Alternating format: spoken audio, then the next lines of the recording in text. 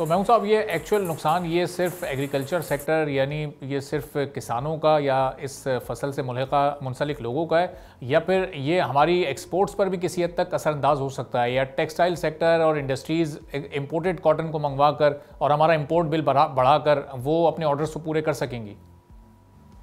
دیکھیں، پاکستان میں بہت زیادہ انویسٹمنٹ ہوئی ہے ٹیکسٹائل سیکٹر پورے کی ویلیو چین ڈیولپمنٹ میں، کاٹن پروڈکشن، جننگ اور پھر جو ویلیو ایڈڈ سیکٹر ہے ہمارے پاس، اس میں اس ملک نے بہت زیادہ انویسٹمنٹ کی ہوئی ہے، اور ہماری one of the major exports of Pakistan بھی ٹیکسٹائل میں رہی ہے۔ دیکھیں، ایکسپورٹ میں تو آپ کاٹن را امپورٹ کر کے اور پھر وہ ویلیو ایڈ کر کے ایکسپورٹ کر دیتے ہیں، لیکن پھنسا کون؟ پھنسا جا کے جو بیسکلی کاشتکار ہے، دوسری نمبر پہ ہمارے پاس جو جننگ فیکٹریز ہیں ان کے پاس کاٹن کا ارائیول بہت کم ہوتا ہے۔ تو آپ یہ سمجھیں کہ جو میجر امپلائمنٹ جنریٹنگ اور اس معیشت میں جو ویلیو ایڈ کرتے ہیں، جو بیسک ہمارے سیکٹرز ہیں، ان کو بہت بڑا اس چیز کا نقصان پڑ جاتا ہے جب بھی کاٹن کی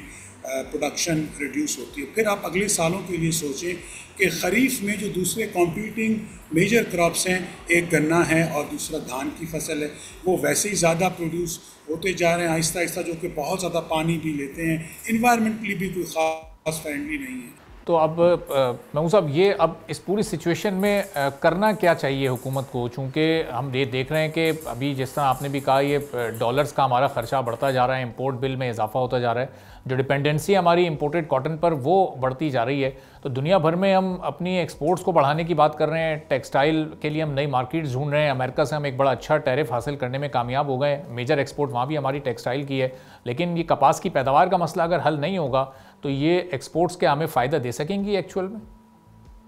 لیکن جتنا فائدہ ویسے کیا ہو رہا ہوگا کہ آپ روپوں میں خرچ کر رہے ہوں گے، ڈالروں میں کما رہے ہوں گے۔ اب آپ ڈالروں میں خرچ کر کے باہر سے کاٹن امپورٹ کر رہے ہوں گے اور آپ ایکسپورٹ کر رہے ہیں، تو ری ایکسپورٹ کرنا، اس میں ویلیو ایڈ کرنا بھی وہی کوئی اتنی بری بات نہیں ہے، وہ اچھی بات ہے۔ لیکن اگر آپ اس میں سے یہ کہیں کہ جس سیکٹر میں آپ کی پچھلے 60 سے 70 سال کی انویسٹمنٹ ہوئی ہوئی ہے کاٹن پروڈکشن میں، جننگ میں لوگوں نے، خاص طور سے اسمال اینڈ میڈیم سائز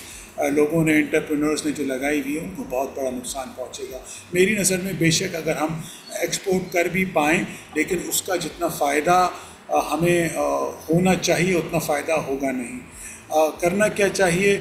کرنا تو یہ ہمیں 10 سال پہلے چاہیے تھا کہ ہمیں انڈیجنس ڈیولپمنٹ آف سیڈ کے اوپر بہت زیادہ کام کرنا چاہیے تھا۔ ہمیں جو ہمارے حالات ہیں بیج کی، ویسے بھی پروڈکشن ملک کے حالات کے حساب سے ہوتی ہے، اس میں ویدر بھی آتا ہے، کلائمیٹ بھی آتا ہے، سوئل بھی آتی ہے، اور ساتھ و ساتھ پیسٹ اور ڈیزیز کا کس طرح کا اٹیک ہے، پانی کس طرح کا ہے۔ تو جب آپ ادھر ایک ڈیولپمنٹ کرتے ہیں بیج کی، تو وہ بیج آپ کے ملک کے لیے ظاہر سی بات ہے ایک بہتر ہوتا ہے، اور پھر آپ کے پاس پروڈکشن بھی اس کی اچھی آتی ہے اور وہ سسٹینیبل بھی ہوتا ہے۔ لیکن میرے خیال میں پاکستان میں اس وقت ایک اچھا جو اپرچونٹی ہے، that is in Balochistan to grow cotton, کیونکہ چائنا نے بھی جہاں پہ سب سے زیادہ کاٹن گرو کی ہے اور پروڈکشن انکریز کی ہے، اس کا علاقہ تقریباً بلوچستان سے ملتا جلتا ہے۔ تو ہم اگر ادھر انویسٹمنٹ کریں، ادھر بیج لے کے جائیں اور کریں، تو ہم نہ صرف یہ کہ cotton, long staple cotton, organic cotton اور یہ ساری چیزیں ہم اپنے ملک میں بیٹھ کے یہ چیز کر سکتے ہیں۔ میرے خیال میں گوئنگ فارورڈ